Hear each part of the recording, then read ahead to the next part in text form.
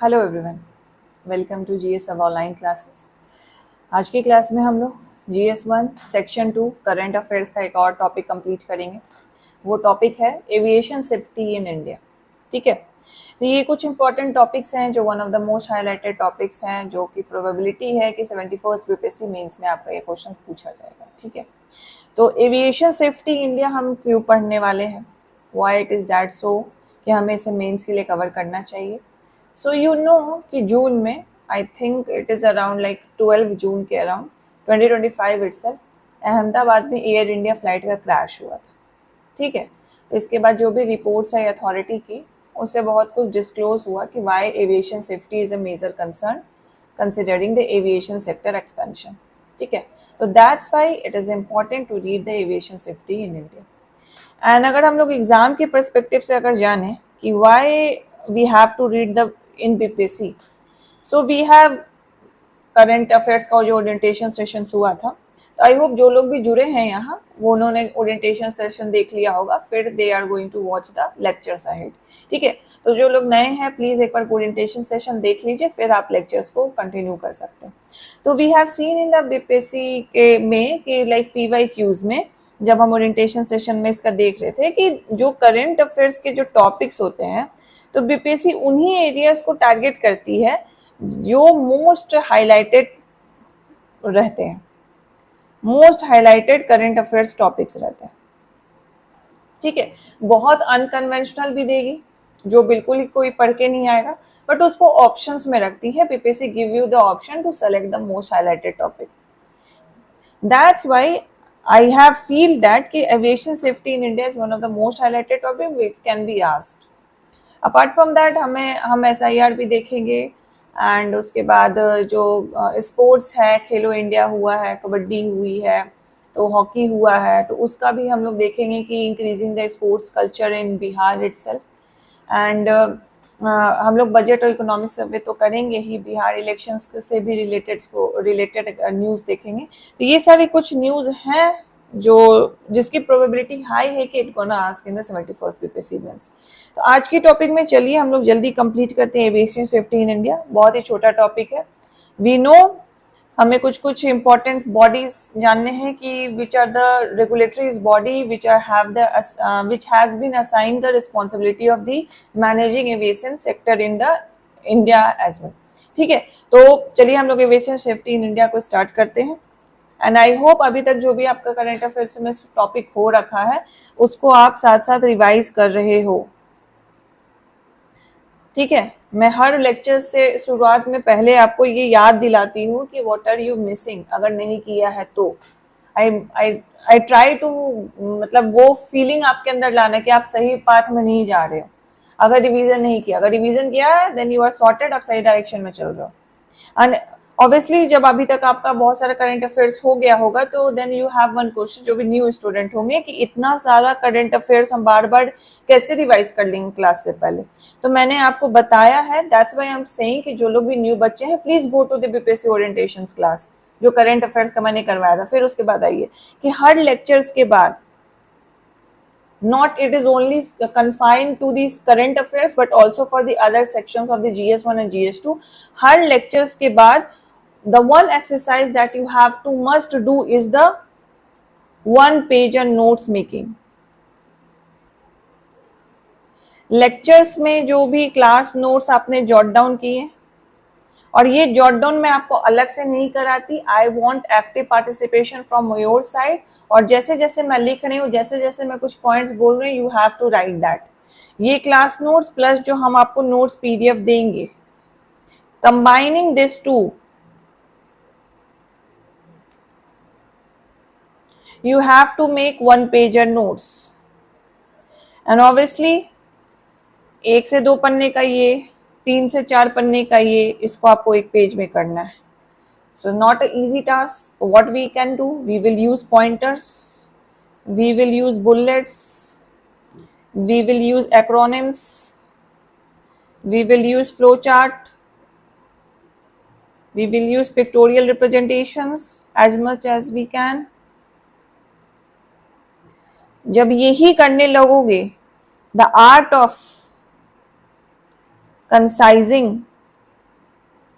And the art of articulation आपके अंदर वो आ जाएगा. So notes making is a kind of answer writing practice itself. I am telling like since 70th BPSC mains जो हमारा पहला batch था जी सबका, उसी टाइम से मैं बोल रही हूँ कि what is the importance of the notes making. I always infuse and also posted a message in your group as well कि do the answer writing practice, do the notes making itself, you will thank me later. ठीक है, तो I hope you are doing this. And अगर नहीं कर रहे हो, again it is not too late, अभी तक ज़्यादा टॉपिक हुए नहीं है हमारे, तो that's why I am saying you कि प्लीज़ कवर दिस. ठीक है, और हमारा जो शेड्यूलिंग है, जैसा शेड्यूलिंग चल रहा है, टारगेट जैसा दे रहा है, वैसे वैसे आपके लेक्चर्स हो रहे हैं. So we are not doing like कि एक टॉपिक हम 4 लेक्चर्स में आपको पढ़ा रहे हैं. We are not doing like that. एक टॉपिक के लिए आपको 1 लेक्चर मिलेगा, that will be sufficient, more than sufficient for this BPSC examination. And you can see the diverse and the experience, comprehensive coverage of each topic in each lecture along with your notes. ठीक है, तो बस इसको fully utilize करना. We are doing in our capacity to the max potential that we can give you. You have to do the max potential effort from your side as well. Then उन दोनों का mixture होगा तभी result आएगा. And we want results from you. ठीक है, we want the GS sub students result even in the 70th. उसमें तो आना ही है. That is fix. मैंने ऐसे ऐसे कॉपियाँ देखी हैं दैट ब्लोन माई माइंड, कितनी अच्छी अच्छी कॉपियाँ हैं. सो दैट इज फिक्स कि बहुत अच्छे रिजल्ट आने वाले 70th में. और 71st में भी वो चीज़ मेंटेन रहे, we want from you. That's why we have expanded our courses and have included the videos in it. ठीक है, चलिए let's start.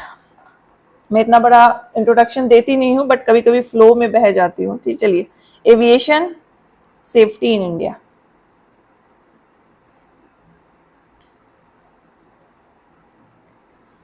Obviously you know कि जो एयर इंडिया फ्लाइट थी, it got crashed on 12th June 2025. 12th ही जून था, मैंने देख लिया. 12 जून 2025 को ये क्रैश हो गया. ठीक है, that's raise a concern about the aviation safety in India itself. Alright, तो एविएशन सेफ्टी इन इंडिया ये कहाँ पे क्रैश हुआ था? Just give a brief overview. Ahmedabad में क्रैश हुआ ये. ऑलराइट, और इसमें 240 पीपल्स का डेथ हो गया. 240 पीपल्स का इसमें डेथ हो चुका है. तो that's raise concern over the aviation safety in India. All right, aviation safety in India. तो सबसे पहले हम ये aviation safety in India क्यों पढ़ रहे हैं? We are reading because the Air India flight got crashed and in India, in Ahmedabad on 12th June 2025, in which 240 people died on that day, which raises concern about the security issue and the safety concern over it. ठीक है, तो ये air India flight कौन सी थी? ये air India flight थी 171. ठीक है, 171. एंड कहाँ से कहाँ जा रही थी ये? अहमदाबाद से लंदन जा रही थी. अहमदाबाद टू लंदन की ये फ्लाइट थी. ऑलराइट, समझ गए?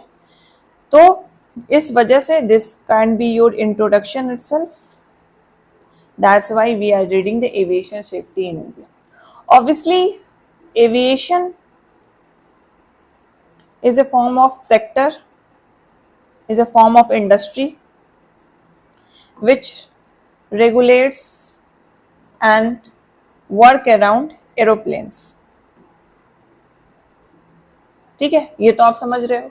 तो किसी भी सेक्टर, इंडस्ट्री को रेगुलेट करने के लिए we must have the institution, we must have the authority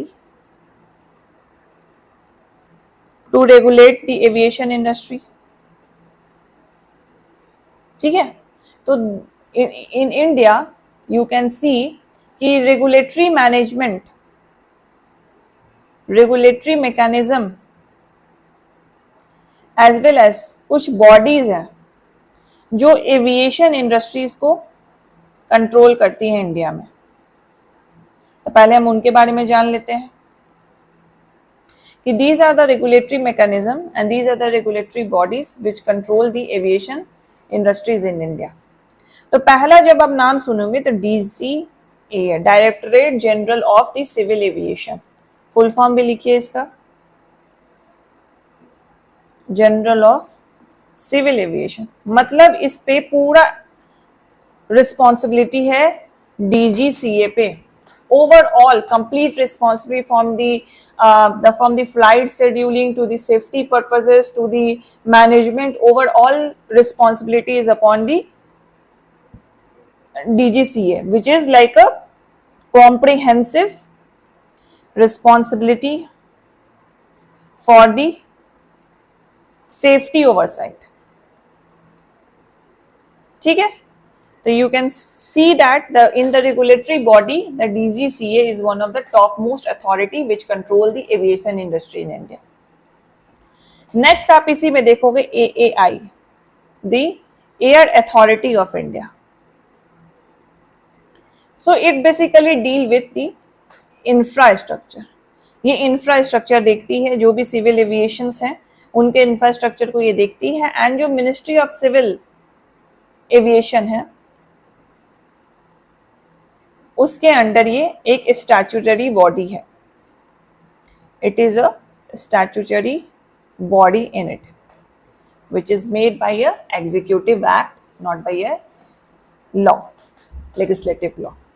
executive act के तहत जो भी बॉडीज बनाई जाती है for the executive functioning and for the oversighting and executive action, उसको स्टैट्यूटरी बॉडी बोलते हैं.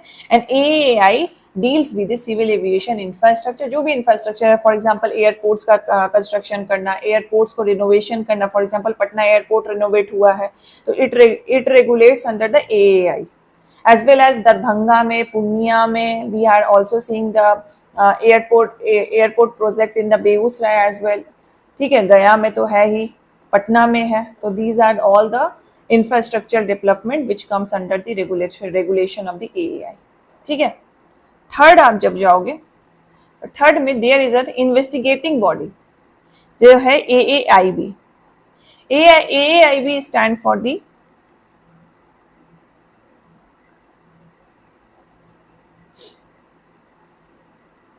Aircraft accident investigation bureau. नाम से ही पता चल जा रहा है. So it is also under the ministry of the civil affair. ठीक है, सिविल एविएशन के ही अंदर ये भी आती है, बट ये क्या है, इन्वेस्टिगेटिव बॉडी है.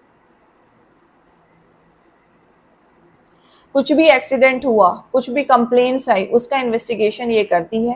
तो इस बार भी जो एक्सीडेंट हुआ है अहमदाबाद में एयर इंडिया का, उसका भी इन्वेस्टिगेशन ये AAIB ही कर रही है. एंड उसके रिलेटेड जो भी रिपोर्ट्स इसने निकाले वो AAIB ही ने निकाले. ठीक है, सो ये इन्वेस्टिगेटिंग बॉडी हो गया. चौथा जो बॉडी है it is BCAS, which is bureau of civil aviation security.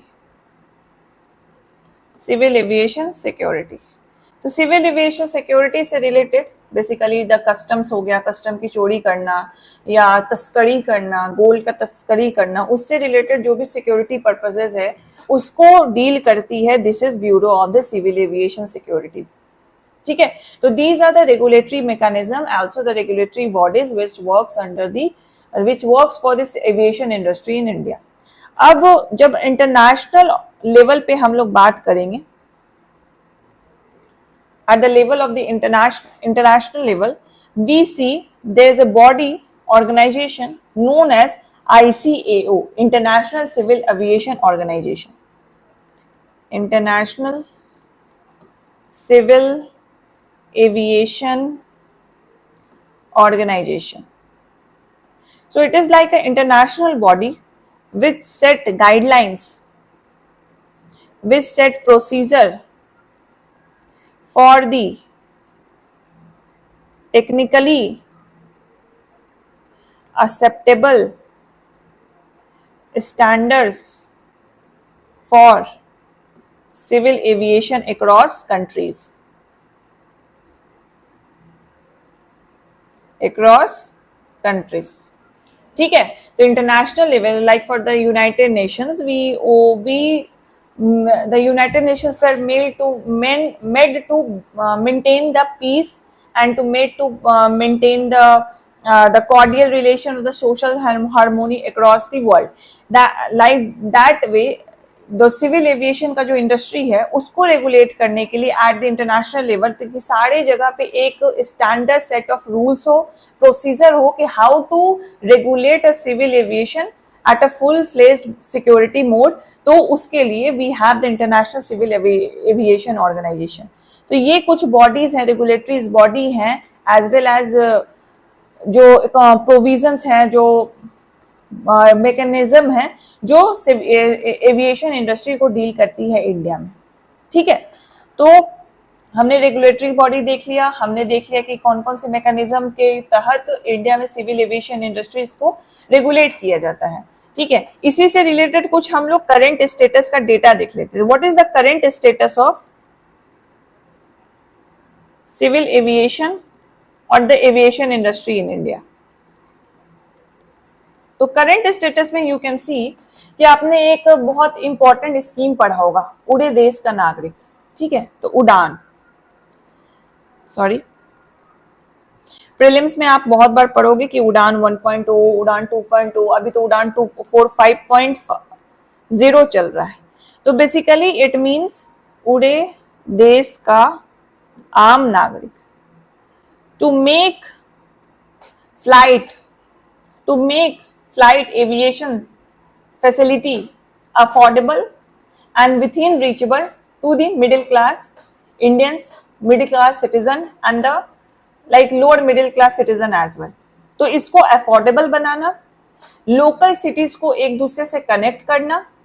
ठीक है, तो that's the purpose of this UDAN scheme. तो basically to boost the industrial aviation industry. ठीक है, making it affordable for lower middle class and middle class,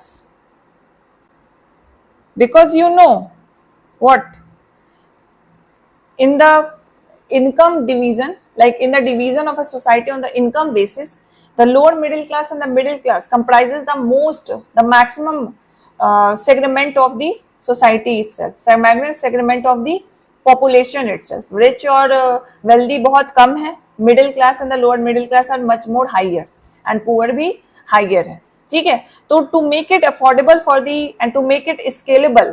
ठीक है, so democratisation of, और you can write scalability of aviation industry को promote करने के लिए, to promote tourism as well, to connect small cities together and to connect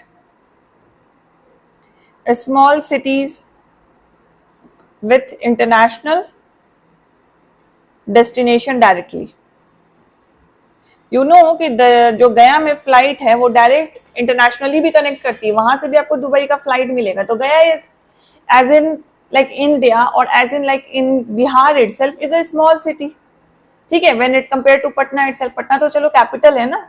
उसी तरह we are also expanding कि दरभंगा से भी डायरेक्ट कनेक्टिंग फ्लाइट रहे, पूर्णिया से भी डायरेक्ट कनेक्टिंग फ्लाइट रहे।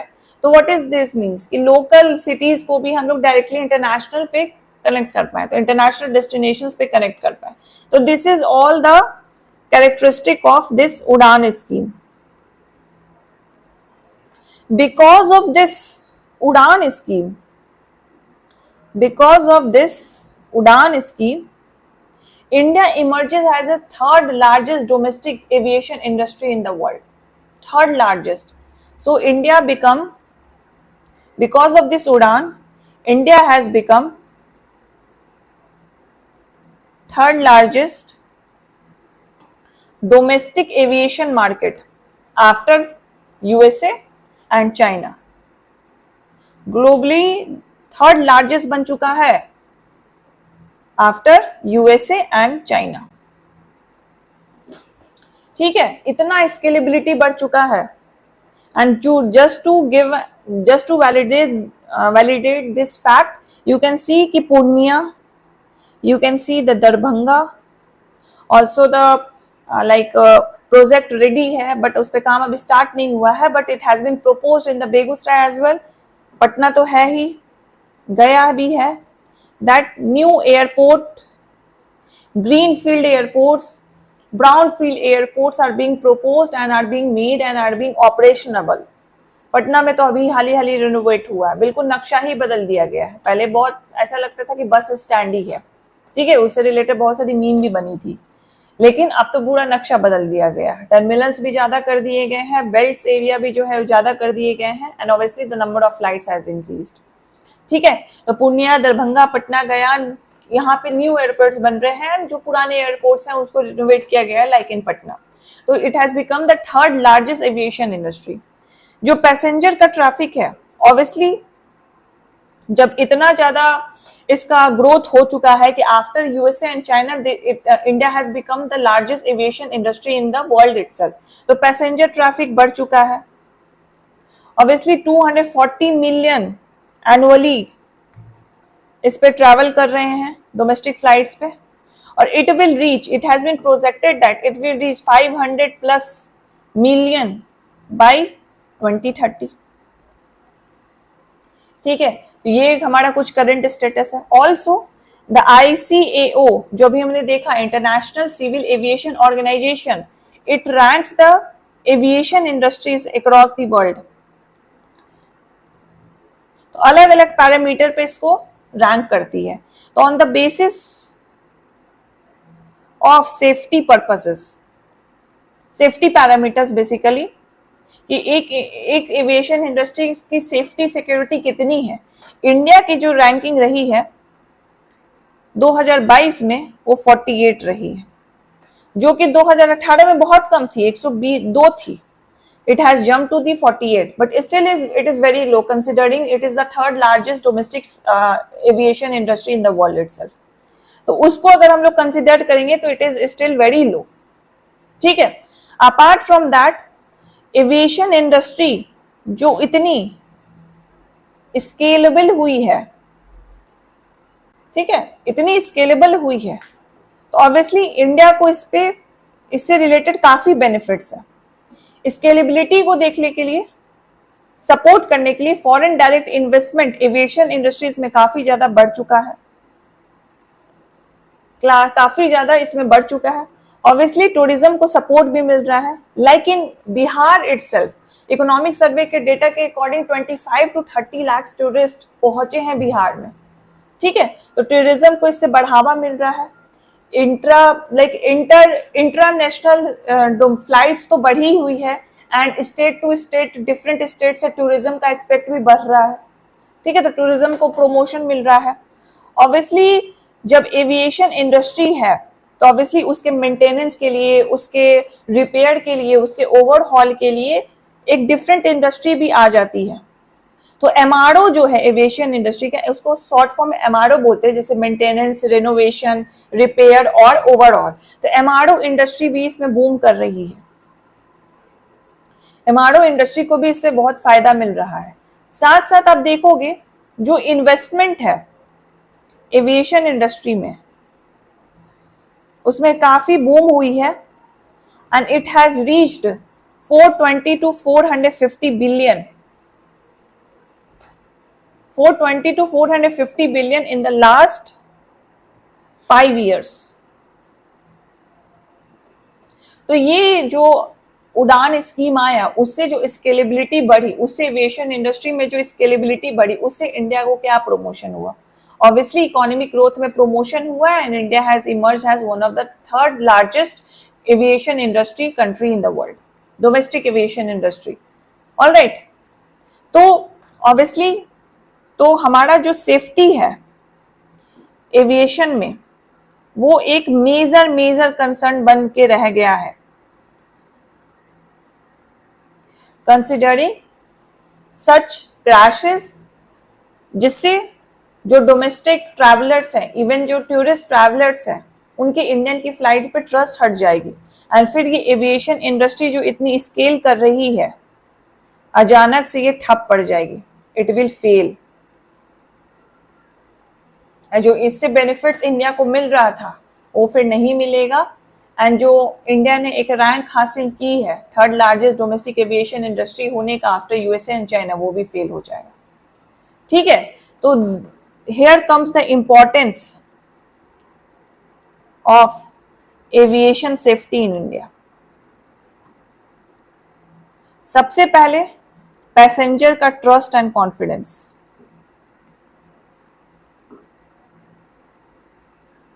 पैसेंजर का trust and confidence, it is very obvious कि अहमदाबाद क्रैश के बाद आप भी नहीं बैठना चाहोगे। जब भी आप ट्रेन फ्लाइट की बुकिंग करोगे यू विल थिंक वंस, ठीक है। And the flight is not like a local flight. Ahmedabad से लंदन जाना था इसको, तो इतनी हाई फाई फ्लाइट में ये केसेस हो सकते हैं। तो एक छोटी सी सिटी में दूसरे छोटे से सिटी में जाने में हम कैसे एक्सपेक्ट कर सकते कि उसमें ये चीज ना हो, ठीक है। तो it kind of disturb and breaks the passenger trust and the confidence. Second you can say कि economic growth and trade facilitation तो होता ही है। इकोनॉमिक ग्रोथ, कनेक्टिविटी बढ़ेगी तो इकोनॉमिक ग्रोथ एंड ट्रेड जो है वो इंक्रीज होगा, ट्रेड है वो इंक्रीज होगा। फॉर एग्जांपल इसमें जो उड़ान है उसमें डोमेस्टिक तो है ही, डोमेस्टिक पैसेंजर एयरलाइंस तो है, साथ ही साथ उड़ान को और भी एक्सपेंड किया गया है। फॉर एग्जांपल मेडिसिन में, मेडिसिन लाइन में, as well as you can see किसान रिलेटेड इक्विपमेंट्स में उड़ान को एक्सपेंड किया गया। तो मेडिसिन में, किसान रिलेटेड इक्विपमेंट्स में भी इसको एक्सपेंड किया गया उड़ान को, so that we can connect the remote place with the UDAN scheme. वहां पे मेडिसिन हम पहुंचा पाए, वहां पे किसान रिलेटेड मतलब एग्रीकल्चर रिलेटेड हम इक्विपमेंट्स भी पहुंचा पाए, ठीक है। तो इकोनॉमिक ग्रोथ एंड ट्रेड फैसिलिटेशंस के लिए भी जो हमारी जो एविएशन इंडस्ट्री है उसकी सेफ्टी बहुत इंपॉर्टेंस रखती है। थर्ड आप बोलोगे यस, टूरिज्म का प्रमोशन। अभी जहां पे we are promoting like tourism at a very faster scale. For example जब पूर्णिया बन गया है, दरभंगा में बन गया है, गया में बन गया है, so we are also expecting कि टूरिज्म बहुत फास्ट फ्लो करेगा बिहार में भी। So for such a faster flow tourism or to promote the visit of the tourist more often, आप जब इकोनॉमिक सर्वे पढ़ोगे you will see कि 25 to 30 lakhs people इस बार टूरिस्ट जो हैं वो सिर्फ बिहार में विजिट किए हैं। तो just to scale this number as well to 50 lakhs we need a strong safe aeroplane journey for the tourist itself, ठीक है। तो टूरिज्म के प्रमोशन के लिए यस इट्स इम्पोर्टेंट। हमने देखा ही कि इंटरनेशनल कंप्लायंस करना है, so we must need to do the international compliances. The importance of the safety, जहाँ पे हम लोग ICAO International Civil Aviation Organizations के जो भी सेट रूल्स हैं, जो प्रोसीजर है उसको फॉलो करना है, उसको रेटिफाई भी करना है, ठीक है। नेक्स्ट हम लोग देखेंगे। So these are the importance of the aviation industry in the India itself and how it can be achieved through the regulatory bodies and the mechanism. But what went wrong? What are the challenges? हमने current status देख लिया. So what went wrong because of which this crash has happened? So the key challenges in the aviation safety in India. So major challenges में आप ये देखोगे कि जो मैंने आपको एक इन्वेस्टिगेटिंग ऑफिसर इन्वेस्टिगेटिंग बॉडी का नाम बताया था, AAIB, aircraft aviation investigation bureau. तो उसने रिपोर्ट में अपने एक जारी किया है कि जो एविएशन इंडस्ट्री में जो इस बार जो क्रैश हुआ अहमदाबाद में उसमें क्या फॉल्ट था। तो बेसिकली AAIB ने बताया है कि यहाँ पे बहुत बड़ा गैप है between the number of flights and the number of staffs and the management, जिस वजह से the crash has happened in the Ahmedabad. ठीक है, तो it highlighted the safety oversight and also said कि जो HR डेवलपमेंट है, सेफ्टी साइड एंड जो HR डेवलपमेंट है वो एक लाइन पे नहीं थे। There is a wide number of gap between number of flights has been scheduling and the number of staffs and the management और the human resource management is there to control this. That's why it led to the crash in the Ahmedabad. ठीक है, crash in the Ahmedabad. तो basically उड़ान की वजह से बहुत ट्रांजैक्टरी aggressive growth हुआ है, जिस वजह से जो फ्लाइट्स की शेड्यूलिंग है वो काफी हद तक बढ़ गई है। तो ये जो फ्लाइट की शेड्यूलिंग जो बढ़ी है, जो नंबर ऑफ फ्लाइट्स बढ़े हैं, उसको मैप नहीं किया गया with the same increase number of the number of staffs, जिस वजह से there is a gap between the flights and the HR which led to such crash which have killed 240 peoples। ठीक है, तो ये रिपोर्ट किसने दिया? AAIB ने, एयरक्राफ्ट एविएशन इन्वेस्टिगेशन ब्यूरो ने, जो एक मिनिस्ट्री ऑफ सिविल एविएशन का स्टैट्यूटरी इन्वेस्टिगेटिव बॉडी है। तो ये खुद गवर्नमेंट की बॉडी ही बता रही है this is the challenge that we are facing in it. So the major key challenge, the lack of human resource in the aviation industry. जिस लेवल से उड़ान स्कीम की वजह से एविएशन इंडस्ट्री में स्केलेबिलिटी आ रही है, उस लेवल से स्टाफ्स को अपॉइंट नहीं किया जा रहा, रिक्रूट नहीं किया जा रहा। Even they if they are recruited, जो रूटीन है उनका, जो वर्किंग आवर है, वो बहुत हेक्टिक है। So they are tired, they are hectic, they are working in a hectic work culture. That's why they are not giving their full potential or the full focus in their work. उस वजह से भी the challenge is managing this flight and scheduling and its engine, it's very difficult for them. Apart from that, pilots जो हैं, pilots की training as well as the hectic schedule. Because यहाँ पे ऐसा नहीं है कि आप ड्राइविंग कर रहे हो, you are like in a sleepy mode कि हाँ थोड़ी बहुत नींद आ रही है, स्टिल यू कैन ड्राइव। यहाँ पे है कि एक गलती हुई एंड पूरा प्लेन क्रैश कर सकता है, जिस वजह से जो पायलट की शेड्यूलिंग होनी चाहिए वो इस ध्यान को रखते हुए होनी चाहिए कि उनका स्लीप साइकिल भी पूरा हो, उनको प्रॉपर रेस्ट मिले एंड साथ साथ उसी तरीके से वो लोग अच्छे से फ्लाइट्स को ले जाएं और सेफली उसको लैंड करें, सेफली उसको चला सके।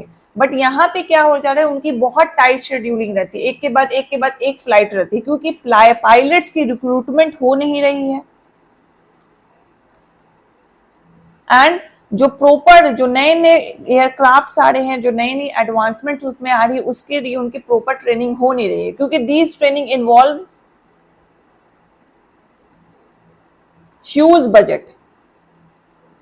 एंड जो हमारा एयरपोर्ट है, एयरपोर्ट AAI है, जो इंफ्रास्ट्रक्चर को डील करती है, जो प्लेन्स से रिलेटेड डील करती है, वो ज्यादातर इसमें प्राइवेटाइजेशन है।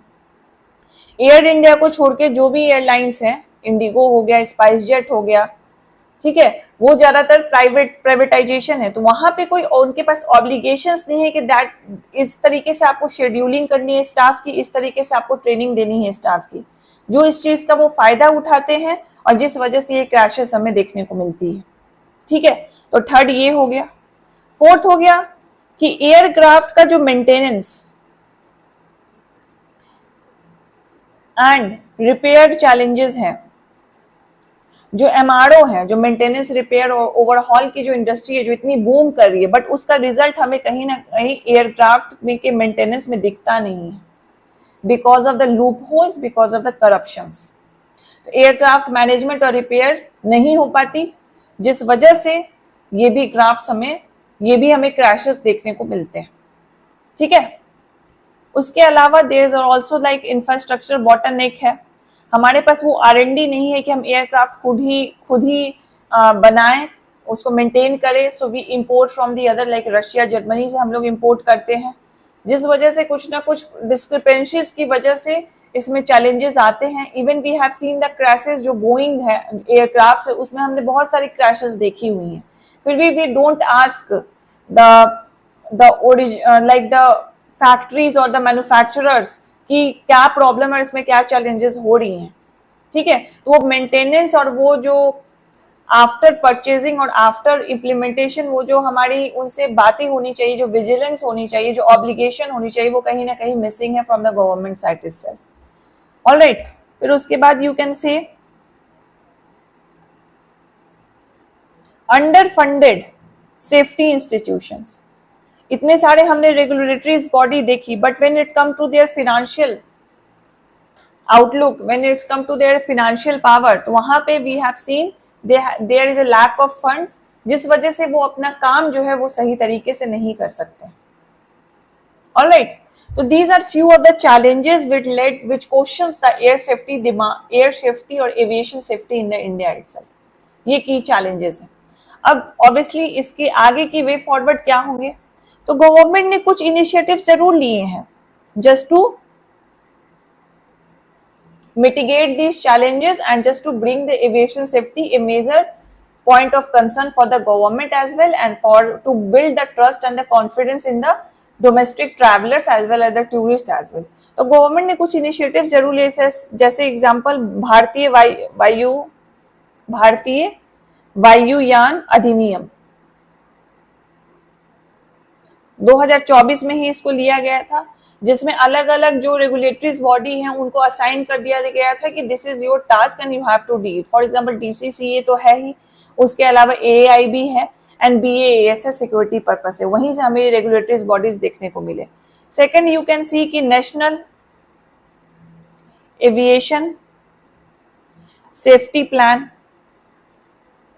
2024 से 2028 तक था, जिसमें उन्होंने बताया कि जो ऑपरेशनल कॉस्ट है उसको हमको रिड्यूस करना है, साथ साथ जो स्टाफ्स हैं, जो ह्यूमन रिसोर्सेज है, उसकी ट्रेनिंग अच्छी से होनी चाहिए, उसकी जो शेड्यूलिंग है वो अच्छी से होनी चाहिए। साइंस और टेक का ज़्यादा से ज़्यादा इसमें सेफ्टी पर्पसेस के लिए इसमें सॉफ्टवेयर को इंक्लूड करना चाहिए, ताकि जो शेड्यूलिंग है वो मेंटेन हो सके, एज वेल एज जो मेंटेनेंस करना है हमें एयरक्राफ्ट का, उसके लिए हमें प्रॉपर सिग्नल्स मिलते गए कि यहाँ पे ये खराबी है, इसे हमें रिपेयर करना है, इसको मेंटेनेंस करना है। एंड जिनके साथ भी जो एयरक्राफ्ट की MRO साइन हो चुकी है, जो मेंटेनेंस करेंगे, रिपेयर करेंगे, ओवरहॉल करेंगे, उनके ऊपर भी ऑब्लिगेटरी रूल्स एंड लॉज लगने चाहिए, अगर वो नहीं करते हैं they have to be punished. ठीक है, तो ये हो गया। थर्ड यू कैन से गगन सिस्टम, जिसमें बेसिकली GPS से related location, proper location tracking होगी ताकि सेफ लैंडिंग हो सके।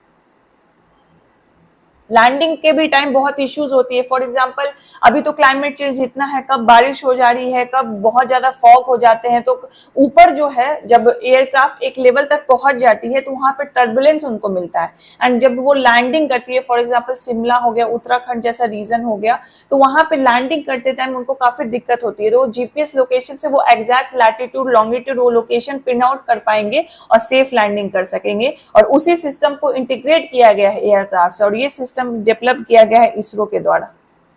इसरो और AAI दोनों मिलकर ये सिस्टम को उन्होंने बनाया है।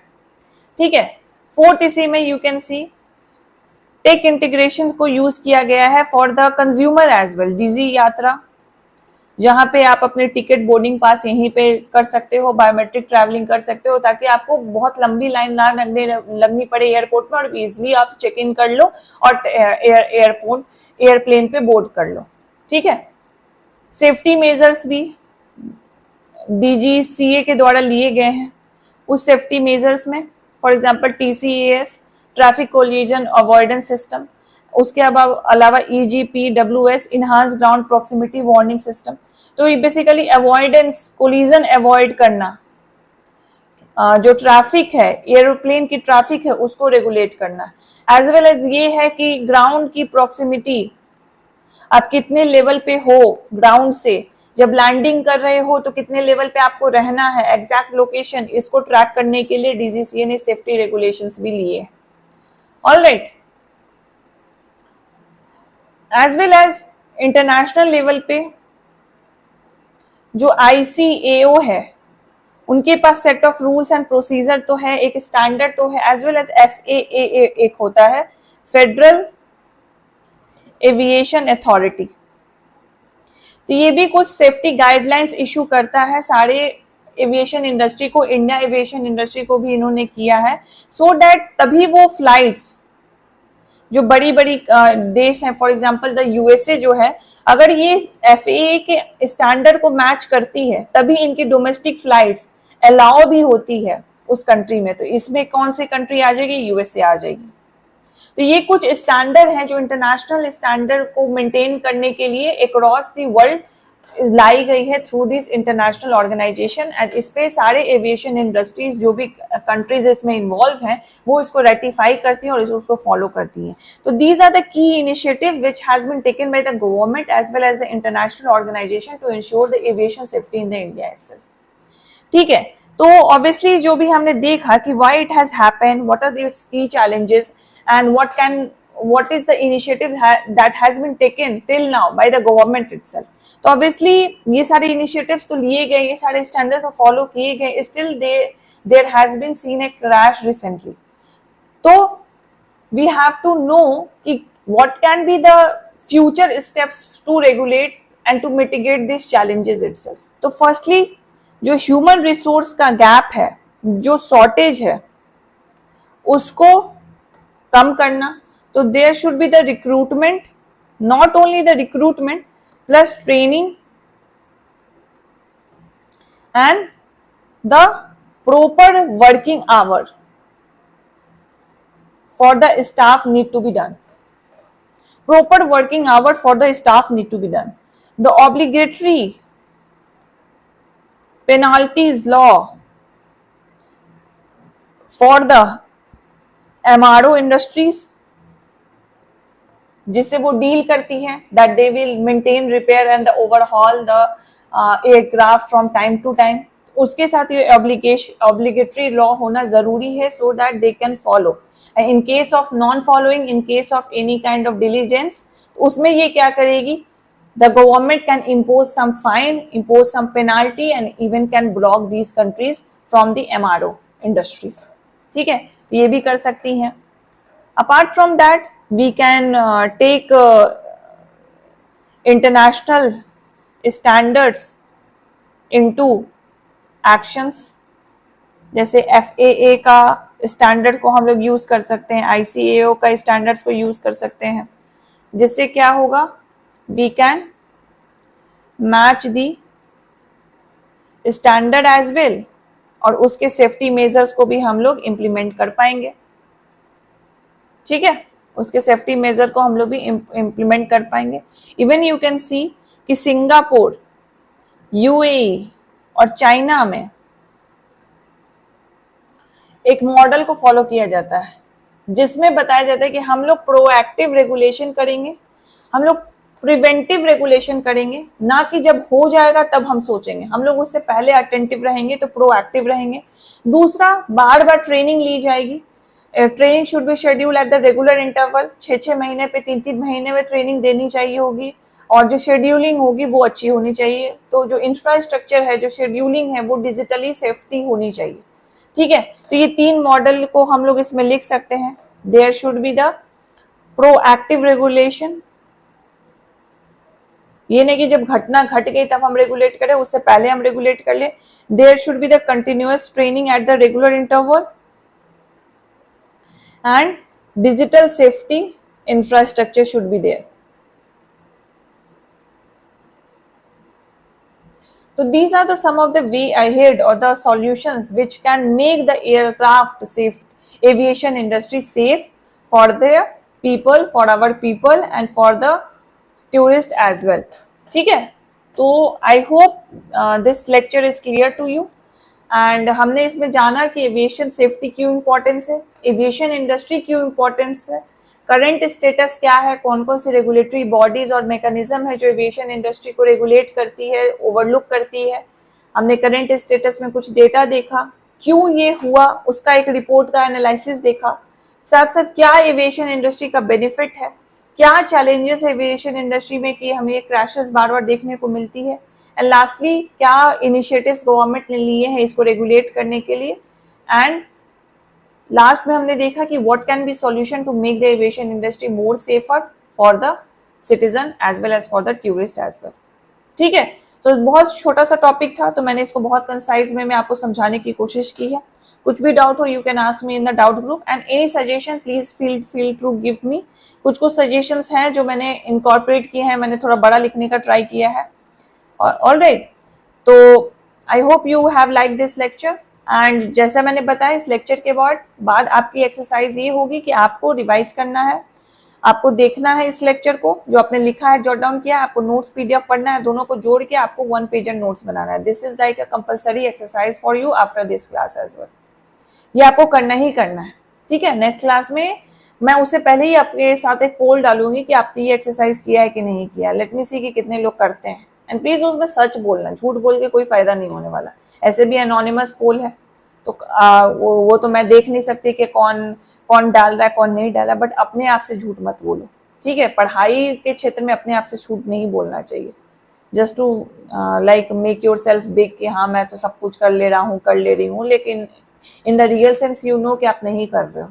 इसलिए करो, अभी करो, और बिलीव मी 1 पेजर नोट्स तैयार हो जाएगा, जहां पे आपकी एक नोटबुक बन रही है पूरे सेक्शन के लिए, वहां आपके 10 पन्ने 20 पन्ने में आपका सिलेबस ही कंप्लीट हो जा रहा है। It will be very easy for you. यही मिस्टेक लोग कर देते हैं, लास्ट में फिर रिवीजन जल्दी जल्दी नहीं हो पाता, और जिस वजह से वो पैनिक कर जाते हैं और फिर उनका मेंस एग्जाम नहीं अच्छा जाता है।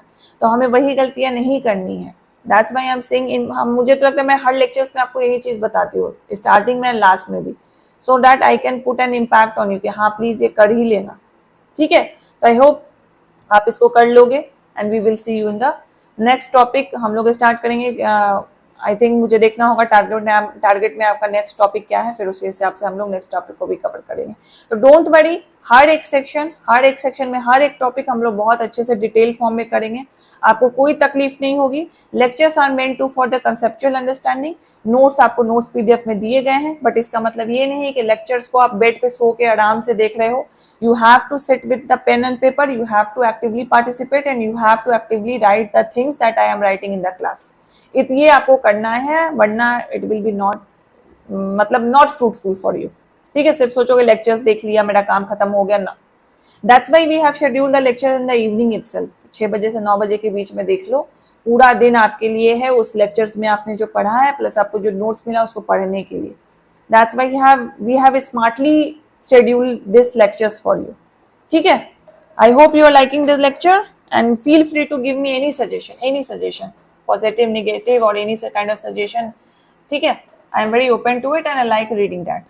Alright, चलिए नेक्स्ट वीडियो में हम लोग मिलते हैं, नेक्स्ट सेशन में मिलते हैं, जिसमें हम लोग नए टॉपिक के साथ देखेंगे। मैं टारगेट देखती हूँ, फिर उसमें कौन सा टॉपिक है हम लोग वो स्टार्ट करेंगे। चलिए, थैंक यू सो मच।